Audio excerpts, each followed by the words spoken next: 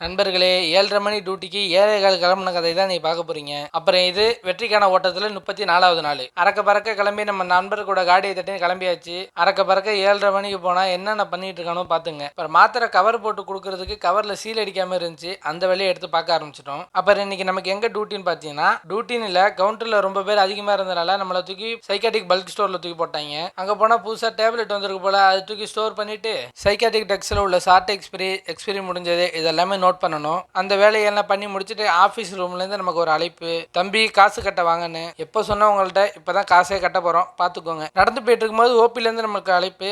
தம்பி 2 பேர் போனா போதும், பாக்கி எல்லாம் இங்க வந்துருங்க அப்படின்னு சொல்லிட்டு அதோட அவங்கள்ட்ட அந்த கேஸ் எல்லாம் கலெக்ட் பண்ணி வச்சுட்டு ஆஃபீஸ் ரூமுக்கு போனா கேசியர் வரல தம்பி அப்படின்ட்டான். ஒரு 10 மணி வரை வெயிட் பண்ணி பாருங்க, வந்தா கட்டிட்டு போங்க அப்படின்னு சொல்லிட்டாரு. அதோட நாங்க போயிட்டு சுட சுட தேநீர் அடிச்சுட்டு மறுபடியும் ஆஃபீஸ் ரூமுக்கு போனோம். தம்பி கேசியர் இன்னைக்கு லீவா, நீங்க என்ன பண்ணுங்க, நாளைக்கு வந்துருங்க அப்படின்னு சொல்லி அனுப்பி விட்டாங்க.